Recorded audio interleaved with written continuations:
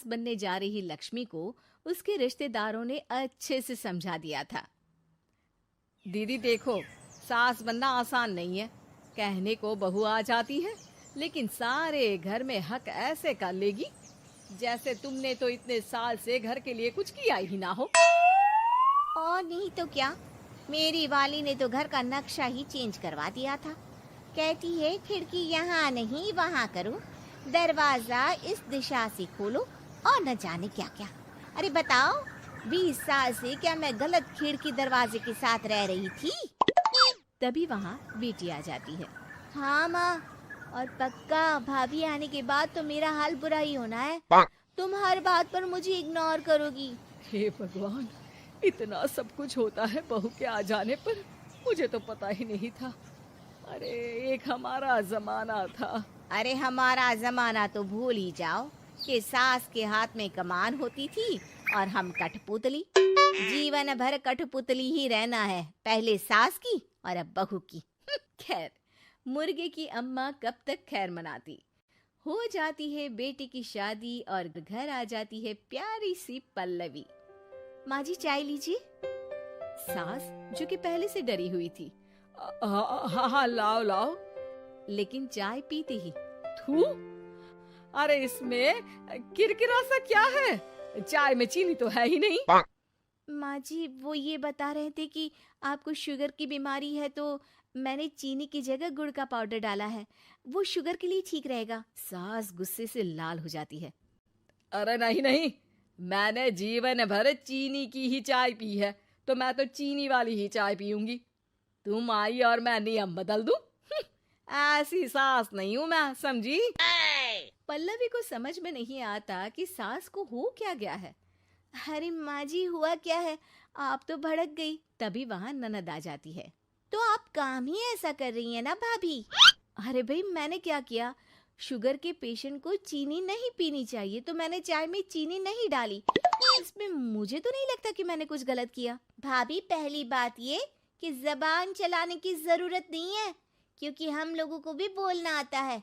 बाकी आपका क्या मतलब है कि हम लोग माँ का ख्याल नहीं रखते हैं? आपको ही सारी साइंस की नॉलेज है। पल्लवी समझ जाती है कि इन लोगों के दिमाग में बहू को लेकर धारणा गलत ही है, इसलिए वो बिना कुछ बोले वहां से चली जाती है।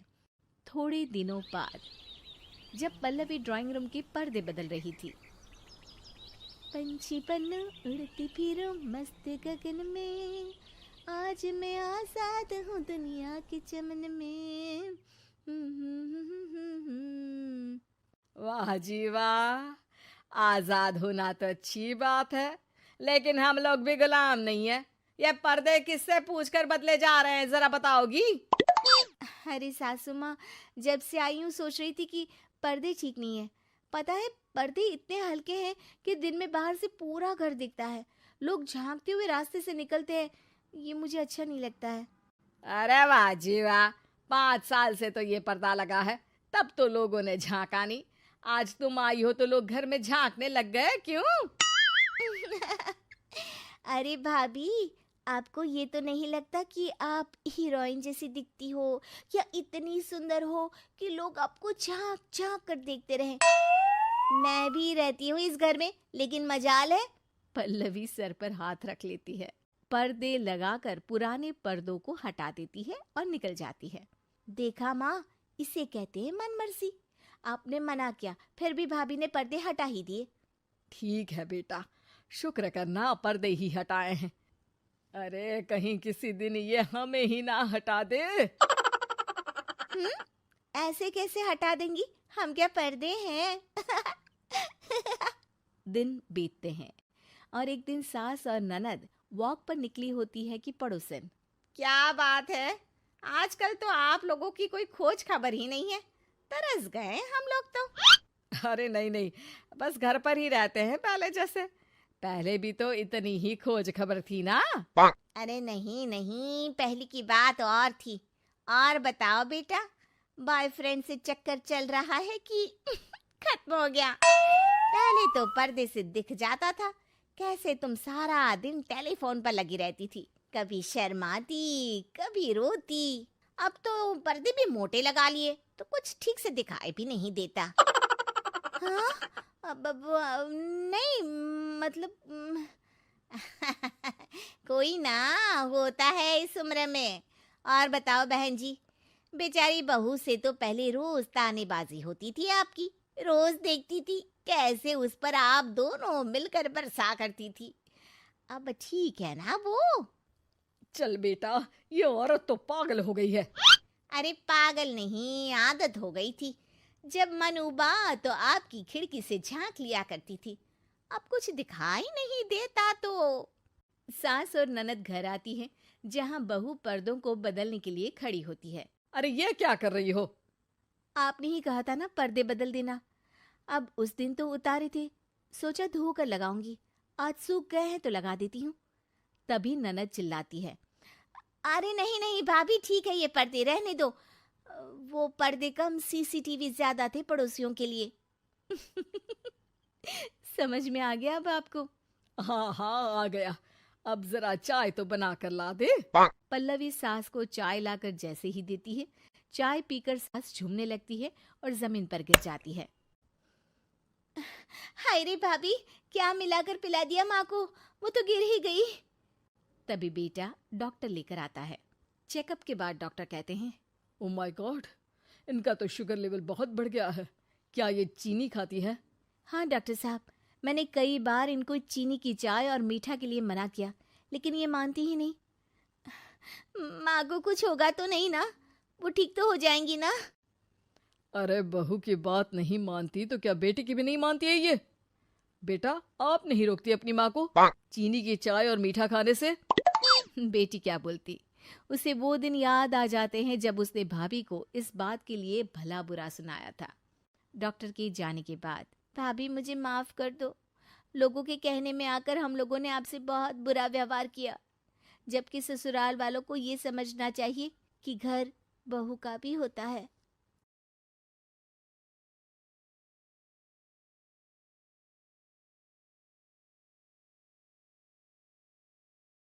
सास की सोच। गौतम, जा अपनी जोरू को बोल, अभी थोड़ी देर में तैयार होकर नीचे आ जाना। वैसे भी सारे मेहमान आ चुके हैं। जी माँ। अरे गौतम की माँ, कब मिला रही हो अपनी बहू से? मैंने तो उसकी सुंदरता के बड़े चर्चे सुने हैं। आज हम भी तो देखे कितनी सुंदर है। वैसे मेरी बहू से तो कम ही होगी। काकी, भाभी इतनी सुंदर है ना कि हमको डर है कहीं किसी की बुरी नजर ना लग जाए। देखते हैं कितनी सुंदर है। अरे आप चुप कर और देख अपनी भाभी को, तैयार हुई या नहीं। अरे लो, भाभी आ गई। अरे कितनी सुंदर है, इसके चेहरे पे तो चांद सी चमक है। सुन रिमझिम, क्या नाम है तेरी भाभी का? सही पहचाना आपने, चांदनी है मेरी भाभी का नाम। क्या हुआ काकी, मुंह से बाहर शब्द नहीं निकल रहे? या चांदनी भाभी की चांद सी सुंदरता ने आपका मुंह बंद करवा दिया? हाँ सुंदर तो है, पर सुंदरता से क्या होता है? लड़की में गुण भी तो होने चाहिए। मेरी बहू में सुंदरता के साथ साथ संस्कार भी है। अरे वाह गौतम, सच्ची में तुम्हारी बीवी बहुत सुंदर है। हाँ, एकदम चांद जैसे अलग चमक रही है तुम्हारी बीवी इस पूरी पार्टी में। बात तो तुम एकदम सही कह रहे हो, इस भीड़ में भी सबसे अलग चमक रही है मेरी चांदनी। आज इस पार्टी में तुम्हारी बीवी की सुंदरता ने 4 चांद लगा दिया है। कुछ दिनों बाद जब गौतम की माँ आस पड़ोस की औरतों से गप्पे मार रही होती है। माँ जी, मेरी माँ की तबीयत थोड़ी खराब है, आप इजाजत दो तो क्या मैं और गौतम एक बार वहाँ हो आए? हाँ हाँ बहू, ठीक है, जब शाम को गौतम काम से आ जाए तो अपने मायके हो आना। ये क्या, उसने बोला और तुमने जाने दिया? हाँ, अभी उसने बताया तो सही, उसकी माँ की तबीयत खराब है। लेकिन तुमने जाने क्यों दिया? तुम्हें मना कर देना चाहिए था। लेकिन क्यों?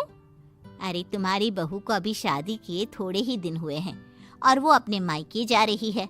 अरे घूमने थोड़ी ना जा रही है, वो अपनी माँ को देखने जा रही है। अरे कुछ नहीं जानती, बहुत भोली हो।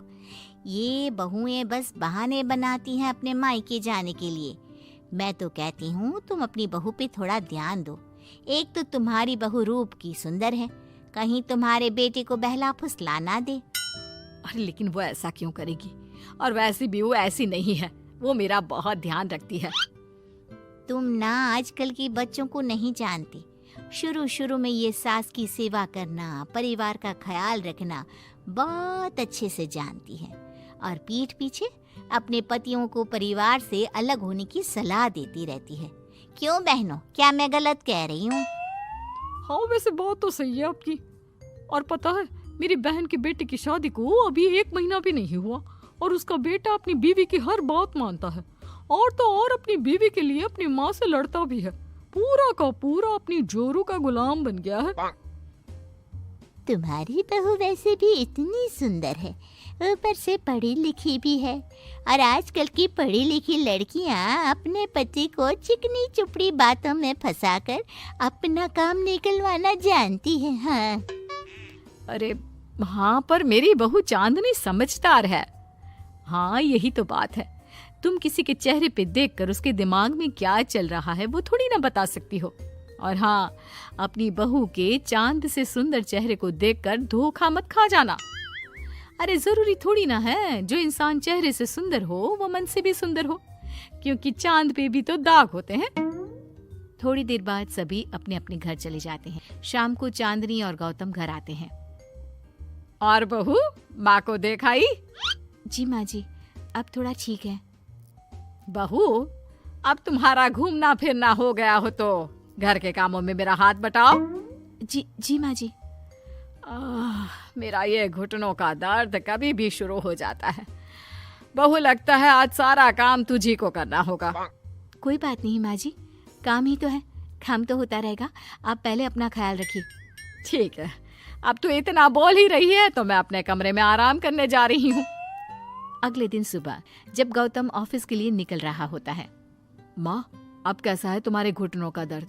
ज्यादा तो नहीं हो रहा? नहीं तो शाम को चांदनी आपको डॉक्टर के पास दिखाएगी। तुझे किसने बताया? बहू ने इतनी जल्दी तेरे पास मेरी चुगली भी कर दी? माँ, चुगली नहीं, उसे आपकी चिंता है इसलिए उसने मुझे बताया। उसे डर था कहीं आपका दर्द बढ़ ना जाए। थोड़ी देर बाद चांदनी वहां आती है। माँ जी, मैं सोच रही थी हम लोगों को अब किसी दूसरे घर में शिफ्ट हो जाना चाहिए। लेकिन क्यों? और अचानक से तुम्हें ये ख्याल क्यों आया? वो माँ जी, मेरी एक सहेली अपना घर बेच रही है और उसका घर गौतम के ऑफिस के पास पड़ता है। और देखिए ना, गौतम को यहाँ से ऑफिस कितना दूर पड़ता है और आपके लिए भी बाजार दूर पड़ता है। अगर हम वो घर खरीद लेते हैं तो हमारा कितना फायदा है। गौतम को ऑफिस के लिए दूर नहीं जाना पड़ेगा और आपको जब शॉपिंग जाने का मन करे आप जा सकती हो। ऊपर से वो मेरी दोस्त है तो वो हमें घर थोड़े कम दाम में भी बेचेगी। हाँ, बात तो तुम सही कह रही हो। कोई जरूरत नहीं है घर बदलने की। और तू क्या अपनी बीवी के हाँ में हाँ मिला रहा है? लेकिन माँ, मैंने एक बार बोल दिया ना तो बस, अब इसके बारे में कोई बात नहीं होगी। और ये कहते हुए वो अपने कमरे में चली जाती है। चांदनी भी उनके पीछे पीछे चली जाती है। क्या हुआ माँ जी? मैं कुछ दिनों से देख रही हूँ आप कुछ अजीब सा बर्ताव कर रही हैं। क्या अजीब सा? ऐसा ही तो करती हूँ। अगर तू मुझसे घर के बारे में बात करने आई है तो पहले ही कह देती हूँ, बिल्कुल नहीं। नहीं माँ जी, घर के बारे में बात करने नहीं आई। माँ जी, मुझसे कोई गलती हो गई है क्या? अगर कोई गलती की है तो डांट दीजिए, बात कीजिए, पर माँ जी ऐसा व्यवहार मत कीजिए। मैं बिल्कुल बुरा नहीं मानूंगी। और अगर आप अभी बताना नहीं चाहती तो आपका जब मन करे बता देना। मैं बस इतना ही कहने आई थी। कहीं मैं आस पड़ोस की औरतों की बातों में आके अपनी बहू के साथ गलत तो नहीं कर रही? और वैसे भी वो सही तो बोल रही थी। उसने मेरे और गौतम के बारे में ही तो सोचा। वो हमारे बारे में इतना सोच रही है और मैं दूसरों की बातों में आकर उस पर शक कर रही हूँ। कुछ दिनों बाद काकी गौतम के घर गौतम की माँ से मिलने आती है। और गौतम की माँ, कैसी हो? मैंने सुना तुम घर बदल रही हो। हाँ, वो वहाँ से गौतम का ऑफिस पास पड़ता है ना, वहाँ की तरफ ज्यादा सुविधाएं भी है। लेकिन इतनी जल्दी तुमने घर कैसे ढूंढा? किसने बताया? मुझे भी बताओ, मुझे भी अपना घर बदलना था। ये चांदनी का आइडिया था, उसी ने घर ढूंढा। देखा, मैंने कहा था ना, इसने अभी से अलग घर ढूंढना भी शुरू कर दिया। देखो, इसमें मेरी भी रजामंदी है। और तुम क्या मेरी बहू की जासूसी करने यहाँ आती हो या मेरा हाल चाल पूछने? मैं तो बस। और एक बात मेरी ध्यान से सुन लो, मेरी बहू भी सुंदर है, उसका मन भी उसी की तरह सुंदर है। और एक बात, चांद में दाग जरूर होते हैं, पर जिस तरह आसमान के सभी तारे मिलकर चांद जैसी चमक नहीं दे सकते, उसी तरह मेरी बहू चांदनी की सुंदरता और खूबियों की बराबरी तुम्हारी या और किसी की बहू नहीं कर सकती। कहने की जरूरत नहीं, काकी कोई भी जवाब दिए बिना चुपचाप वहां से उठकर चली जाती है।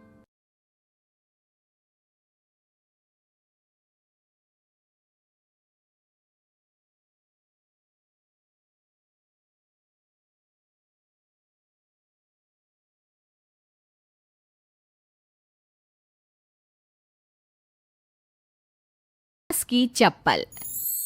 जोधपुर के पास एक छोटा सा गांव था। गांव में जमुना अपने सास ससुर और पति के साथ रहा करती थी। जमुना का एक छोटा देवर भी था। जमुना की सास बहुत ही कंजूस थी। एक दिन शाम के वक्त, अरे सासू माँ, ये कहीं करो, पाव भर सब्जी लाया हो, पूरे घर के वास्ते खाना बनाना है, काम किया चाले। जमुना की सास कहती है, अरे बिंदड़ी, घनी महंगाई हो रखी है, जितनी सब्जी रखी है उसमें ही काम चला ले। तो देवर बोल पड़ता है, कोई ना भाभी सा, मैं थारे लिए सब्जी लेकर आता हूँ। अरे काय करे छोरा, पैसा खर्च करने की कोई जरूरत ना है। इसी तरह से जमुना की सास हर बात में कंजूसी किया करती थी। एक दिन जमुना ने देखा कि उसकी सास की चप्पलें काफी घिस चुकी हैं, और ये देखकर जमुना ने उन चप्पलों को घर के बाहर फेंक दिया। अरे बिंदड़ी, मारी चप्पल ना मिल रही, थारे को पता है कि कठे है। सासू माँ, वो चप्पल तो मन ने घर से बाहर फेंक दी, बहुत घिस गई थी ना। अरे थारी भली होवे, मारी चप्पल क्यों फेंक दी, मैं अभी उठा कर लाती। अरे माँ, क्यों जिद करे है, मैं थारे को नई चप्पल दिला कर लाऊंगा। अरे रहने दे, तू भी बिंदड़ी की जबान बोलने लगा है। नहीं चाहिए चप्पल मने, मारी पुरानी चप्पल घनी पसंद है। अरे माँ, भाई ठीक तो कह रहा है, छोड़ ना पुरानी चप्पलों का चक्कर, चल मैं थारे को नई चप्पल दिला के लाता हूँ। लेकिन जमुना की सास किसी की बात नहीं सुनती और घर के बाहर से किसी तरह चप्पलों को उठाकर वापस ले आती है और फिर से उन्हीं को पहनने लगती है। फिर एक दिन सुबह के वक्त जमुना मंदिर गई और जब वहाँ से लौट कर आई तो जोर जोर से चिल्लाने लगी, अरे कहीं बताओ, मंदिर में किसी ने हमारी चप्पल चोरी कर ली। अरे माँ, अच्छा ही हुआ ना, थारी चप्पल कोई चोर चुरा के ले गया। अब तू तो छोड़ने वाली थी ना, वैसे भी पुरानी चप्पलें थी। अरे तू चुप कर छोरा, महंगाई के जमाने में पुरानी चप्पल कर रहा है। मैं कैसे भी करके चोर को ढूंढ कर हमारी चप्पल वापस लाऊंगी। लेकिन माताजी, तब तक आप क्या नंगे पांव फिरोगी पूरे गांव में? अरे बिंदड़ी, थारी नजर लगी है हमारे चप्पलों को, तू ही कह रही थी ना, फेंक दो, देख अब चोर चोरी करके ले गया। उस दिन के बाद जमुना की सास नंगे पांव ही गांव में घूम घूम कर अपनी चप्पलें ढूंढने लगी और कुछ ही दिनों के बाद जमुना की सास को अपनी टूटी चप्पल एक गरीब औरत के पैरों में नजर आई। पकड़ लिया, अरे पकड़ लिया, तूने हमारी चप्पल चुराई ना, अब मैं थारे को छोड़ूंगी नहीं। अरे माँ जी, मंदिर में पड़ी थी, पुरानी चप्पल है, मारे को लगा किसी के काम की ना है, इसलिए उठा ले आई। अरे पहनने दो ना मारे को। आई बड़ी पुरानी चप्पलों वाली, एक तो हमारी चप्पल चुरा ली, ऊपर से आंखें दिखा रही है, चल वापस दे चप्पल। तभी छोटा बेटा वहाँ पहुँच जाता है और अपनी माँ को इस तरह देखकर कहता है, अरे माँ, क्या कर रही है, अच्छा ना लगे, छोड़ दे, बेचारी गरीब औरत है। मैं कह रहा हूँ ना, मैं थारे को नई चप्पल दिला कर लाऊंगा। ना बेटा, चप्पल तो मैं यही वाली पहनूंगी। ऐसा कहकर जमुना की सास ने उस गरीब औरत से वो चप्पलें छीन ली। इतने पैसे वाली होकर मुझ गरीब से टूटी चप्पल भी छीन ली। अरे भगवान भला करे थारा। जमुना की सास की जिद के आगे किसी की एक ना चली और उसने फिर से वही पुरानी चप्पल पहनना शुरू कर दिया। एक दिन जमुना का पति बिना अपनी माँ को बताए उनके लिए सुंदर जूतियां लेकर आ गया और उसने वही जूतियां लाकर अपनी पत्नी जमुना को दिखाई।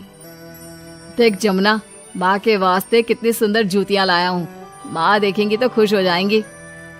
आप तो जूतियां ले आए हो, लेकिन सासू माँ ये जूतियां पहनेंगी ना, वो तो अपनी पुरानी चप्पल ही पहनने वाली है। अरे जमुना, एक बार चलकर माँ को देते हैं ना ये जूतियाँ, क्या पता पहनने को राजी हो जावे। माँ देख तो, थारे वास्ते मैं कितनी सुंदर जोधपुरी जूतियाँ ले आया हूँ। अरे ये क्या करे छोरा, इतना पैसा खर्च करने की क्या जरूरत है? मारे को ना चाहिए इतनी महंगी जूतियाँ, तू वापस देकर आ जा। जमुना और उसके पति के बार बार कहने पर भी जमुना की सास नई जूतियां नहीं पहनती। जमुना नई जूतियों को उठाकर अलमारी के अंदर रख देती है, क्योंकि दुकान वाला भी अब उनको वापस लेने को तैयार नहीं था। कुछ दिनों के बाद एक दिन सुबह के वक्त अचानक से जमुना की सास की जोर जोर से चिल्लाने की आवाज आती है। आवाज सुनकर जमुना, उसका पति और देवर तीनों दौड़कर घर के आंगन की तरफ आते हैं और वहां पर देखते हैं कि जमुना की सास आंगन में जमीन पर गिरी हुई पड़ी थी। अरे माँ, ये क्या हो गया? अरे मैं तो आंगन में गिर गई। अरे सासू माँ, आप गिर गई कैसे? चोट तो ना लगी ना थाने? अरे बिंदड़ी, कहीं बताओ, पैर में बहुत जोर का दर्द हो रहा है। अरे सासू माँ, थारे पैर में तो सूजन आ गई, लगता है जोर की मोच लगी है। माँ, ये सब थारी जिद की वजह से हुआ है। सारे घर वाले थारे से कह के थक गए कि पुरानी चप्पल छोड़ दे छोड़ दे। भाई तो थारे लिए नई जूतियाँ भी ले आया, फिर भी तू ना मानी। हाँ देवर जी, आप ठीक कह रहे हो सकता है अब सासू माँ को हमारी बात समझ में आ जावे। अरे आ गई, बात समझ में आ गई, अच्छी तरह आ गई। पैर में बड़े जोर का दर्द हो रहा है। अब मारे को सारी बात समझ में आ गई। ला बेटा, जल्दी से नई वाली जूतियाँ ले आ, आज से ना मैं वही पहनने वाली हूँ।